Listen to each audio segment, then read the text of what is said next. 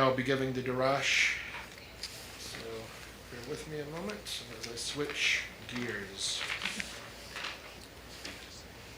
It's a manual, not an automatic up here. So again, Shabbat Shalom to all of you. As you know, some of you do, Rabbi Peter is going to be away for the next few weeks. It's due to some illness in his family, so please continue to lift them up in prayer and praying for their health. While not a substitute for him by any means, I'm honored to once again have the privilege of speaking on Parshat Yitro, or if you prefer the Ashkenaz pronunciation, Parshat Yisro. For some reason, it seems that I always end up giving the Drash on Yitro more than others. It just seems I don't ask to do it. It just happens. So therefore, I've studied this more than others, perhaps, because I've been preparing to talk about it.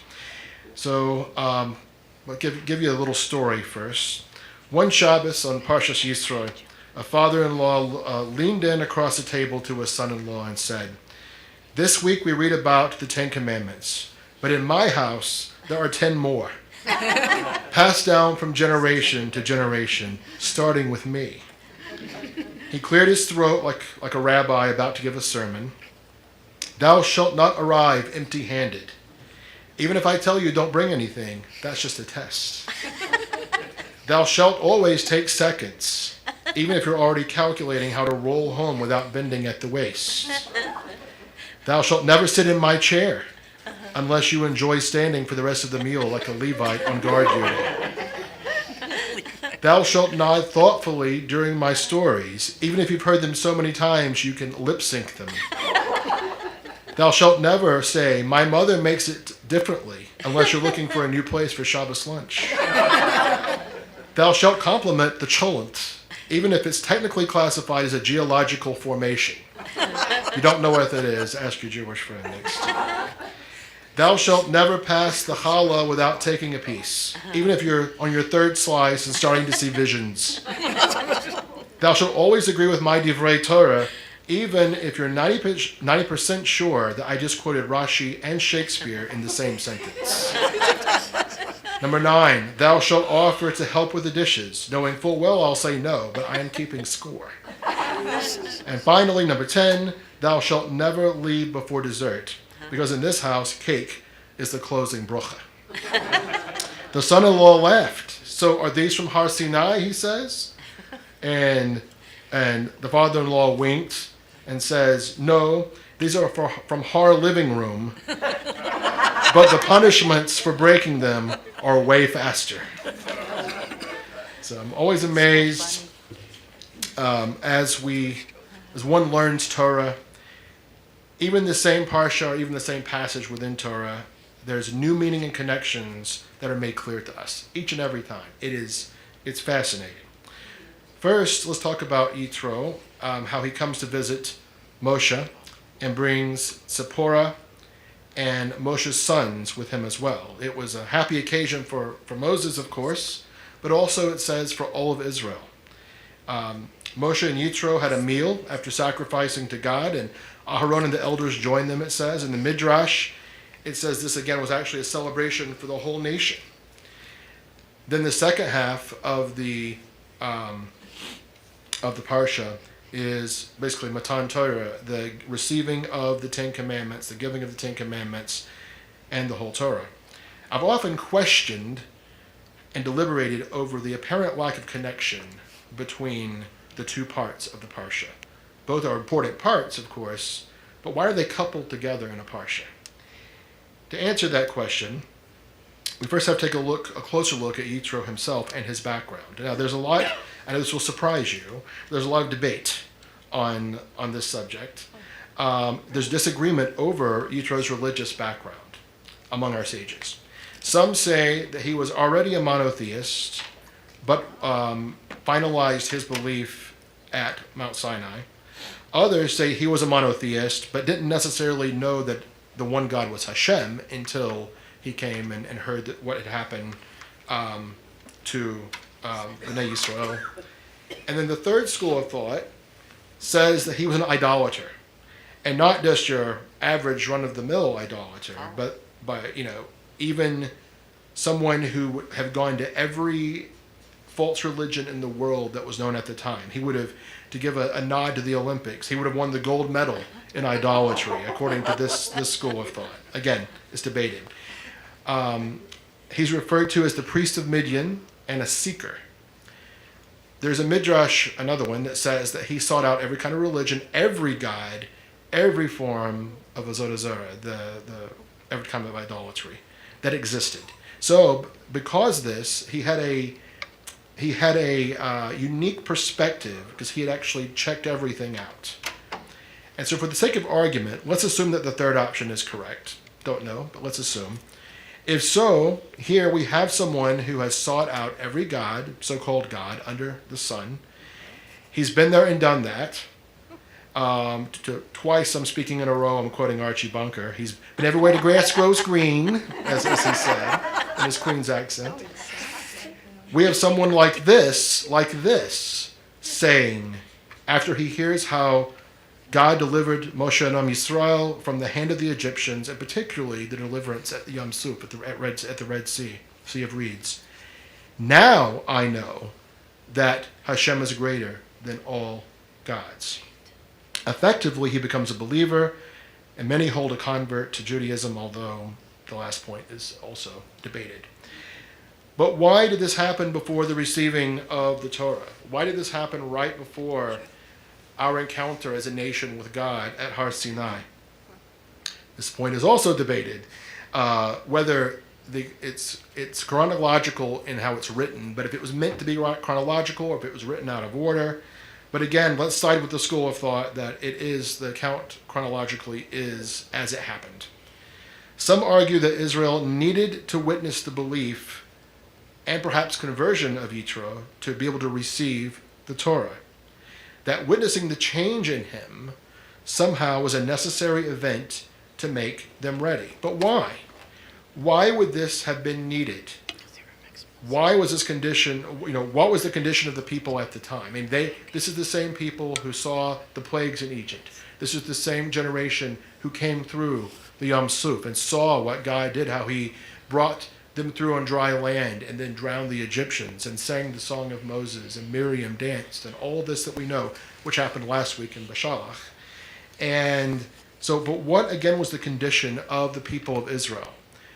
Hashem had, through a mighty hand and an outstretched arm, brought them out of Mitzrayim. By the way, Mitzrayim, we do translate it as Egypt, but the literal translation of the root word of Mitzrayim is restrictions and limitations, like being squeezed. Bondage, if you will. We were in the land. When it says we're in the land of bondage, it literally, we use the word that means this, or a derivation of the word that means this. However, much of Mitzrayim, much of Egypt, even though we'd been brought out of Egypt, much of Egypt was still in us. It was still in the people. They were physically free, but the scars of bondage were not just on their backs and their hands, but deep down in them. Some of the rabbis say that some Mitzrayim is still in us now, that we're still trying to get rid of it, that as we recount Passover every year, that we're still throwing that bondage off every year. And just as we talk about Passover, we are to consider it as if we had been set free ourselves. So, as I mentioned in the last week's Parsha Bashalach, this is part of the reason that Hashem led them by the longer path. It said he didn't lead them the shortest path because they would have had to fight war and they weren't ready for it. But why weren't they ready for it? I mean, we were a great multitude coming out. We were outnumbered most peoples. In fact, we really outnumbered Pharaoh and his army. Not just our people, but the people that also came out with us made us even larger of a group. So think about it. Even though Pharaoh's army was strong, there were more Hebrews than the Egyptians, and they could have perhaps prevailed over them if they had fought. But they were in no condition to fight. Not just physically, but in how they viewed themselves. So what did Hashem tell Moses to tell them? That the Lord would do battle for them, right? So going up against the sea, he would do battle for them. So now, that was an aside, back to Har Sinai. Hashem wants to meet with the people. He wants to give us the Torah and basically marry the nation, consecrate us to him, To do this, Hashem first had to introduce himself to the people. Moses knew him, like Abraham, Yitzhak, and Yaakov, even better. But for the people, the relationship wasn't personal just yet. They had seen his acts through the plagues in Egypt and the deliverance at the sea, but that was it. So interesting as we look at how God chose to do this introduction. I heard a rabbi talk in a Drash on this parsha from a year or two back, and I found it very illuminating, and I thought I had to include this. When God introduces himself in the sentence, he does mention his name, but he doesn't say his name first. He first uses a pronoun. You may say, well, what's the big deal about using a pronoun? Everybody might use a pronoun. Anyone can do that. Yes, but it's the pronoun he chose to use. That's so interesting. So if you look at the verse in 20 and beyond, V'daber Elohim et kol ha'devarim ha'ele lemor, God spoke all these words, saying, Anochi Hashem Elochecha asher chotzetecha ma'eretz Mitzrayim miveit avadim. So I am the eternal your God who brought you out of the land of Egypt, the house of bondage. We know this. But Anochi is actually a translated, it's all Lashon Kodesh, it's all Hebrew, except for that word. That word, Anochi, is actually a transliterated Egyptian word. It's Coptic. You've heard of the Coptic Christians that are some of the people who fight with the other Christians in the Tomb of the Sepulchre in Jerusalem. So they are from that Egyptian and that language tradition. It was one of the latter languages of ancient Egypt. And so the Copts language. Usually the Hebrew word is, most of you know this, ani. Ani. If we're going to say I, we use the word ani. But God doesn't. He identifies himself, and there was more in it than just using a pronoun. He's saying, Anochi. This is me, guys. I'm introducing myself to you. He chose a language they were familiar with, their oppressor's language. After hundreds of years, they knew the language. Some sages argue that they could have known it better than Hebrew, their native tongue. Why would God do this? Why would he use a word of, as they say in Hebrew, Lashon Mitzri, the language of Egypt, the tongue of those who oppressed them? That's what he used to identify himself. There have been many suppositions about this, but one that stands out to me, when the people were carrying Mitzrayim with them out of Egypt, they were still carrying the burden and the darkness of their captivity emotionally and as part of their identity. They didn't yet know how to be fully free or really who they were. But what God is going to tell them, what God was planning to tell them, giving them the Torah, he wanted to do so in a manner that they could understand and hear. And by hear, I mean Shema, to hear and obey. We know, of course, that the people were very scared because of the manifestation of his presence. It was not just he didn't just come say hi. I mean, it was powerful. It was awe-inspiring the way he came down when she told Moses how he was going to do it. And so because of that manifestation, even in the midst of that, God, through the middle, it says he was in the darkness of the cloud. And that's where he chose to use the Egyptian word, how he introduced himself before he went on to identify the rest of himself. Anochi, I. And by doing that, he spoke to them on the level that they could start to become easier with him, even though there was great fear and awe still. By identifying himself, at least in part in the language of Paro and their taskmasters, he both reminded them of where they came from and where he had brought them from, while also acknowledging the pain of their experience in Egypt. Remember, he said, I heard the cry of my people in bondage, when he told Moses of why he was sending him. He showed them that, yes, he was the all-powerful God, creator of the world, and it was right to fear him and the awesomeness of his glorious presence. But at the same time, he wanted for them to know him and for him to know them and to be with them as they walked with him. As we say walking with God, it's the word halakha, it's how you walk. It is such a beautiful interpretation in my view. So what can we take from this? Well, quite literally, we can identify with this as we, again, are supposed to understand ourselves to have been present at Sinai. In Jewish tradition, all of the Jewish souls were present. We may not have been assigned a body yet. It may have been 2,000 or 3,000 years, but our body had not been created, but we're with God. And so he planned that. That's a mystical thought, which, is also a beautiful thought, I think. That's first of all. But secondly, we can understand from this that God, the God we serve, the one God, can and wants to meet us where we are. If there's hurt, he doesn't say, oh, well, too bad, get yourself together first. Either they got, you get it or they don't, whatever. He goes to great lengths to set us upon the path to him. It is the path, haderech, the one path, but different people will get on at different entry points. People talk about there are many paths. I think there's one path. But people get on sometimes when they're young, sometimes in the prime of life, and sometimes when they're near the end. We see this in Matan Torah at Sinai, the giving of the Torah, and then continually through our history. Our master Yeshua also emulated the Father in how he reached out to draw others to God, to bring them onto the way or back onto the way. In Mark 2:17, and when he heard this, Yeshua said to them, those who are healthy have no need for a physician, but those who are sick do. I did not come to call the righteous, but the sinful. Yeshua helped sinners, he healed the sick, taught the ignorant, brought wisdom and understanding to the learned, and loved all. It was said Hashem's fullness was in him. In John 8:28, it says, so Yeshua said, when you have lifted up the Son of Man, then you will know who I am. I do nothing by myself, but speak just what the Father has taught me. Yeshua was extending to that generation and ultimately to the whole world the same love that the Father has been demonstrating to Israel ever since the giving of the Torah at Sinai. Know that no matter what your situation, Hashem cares. He understands your hurts, your challenges. He is approachable. He also has a plan. His timing for a resolution may not always be to our liking, or let's face it, usually not to our liking, and that we want an instant fix to our problems. But never ever give up, because as sure as the sun rises in the east, you can trust him in every situation. As a matter of fact, that is the only way to please him, isn't it? Every example we have of someone who lived on this earth that pleased Hashem was an example of someone who trusted God, often tested over and over again, like Avraham Avinu.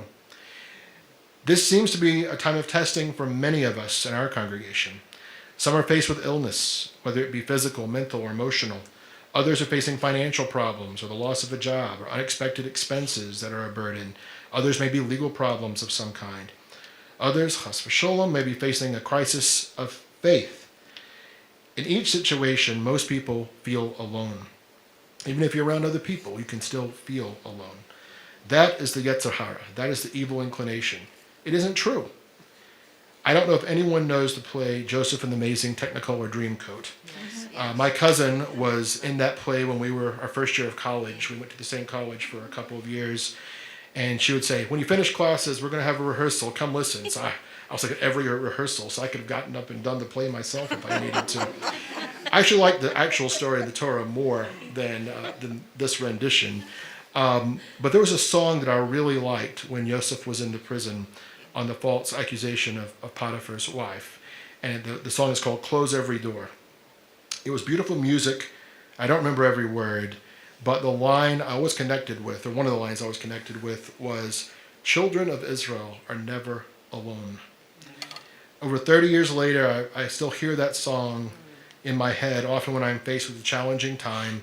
That line of that song comes back to me, and another line with it, which is, I know the answers lie far from this world. So sometimes we don't have the answers, which on the surface is true, but also, in a sense, it's not true, because Hashem is close to us, as he wills. If everything in your life is going great, smooth sailing right now, and none of this applies to you, then Baruch Hashem. If so, please support those who are in the midst of Surus with all your prayers and your love. Because at some point, we know the roles will be reversed, because as our Master Yeshua also said, in this life, you will have trouble. This is why we need family and community. May we not all have trouble at once, God forbid, so that we can show the love of Hashem and be that support to our mishpocha, our family, in time of need. However, regardless of whether that happens or not, Hashem Elohechem, the Lord our God, is always there for us. Shabbat Shalom.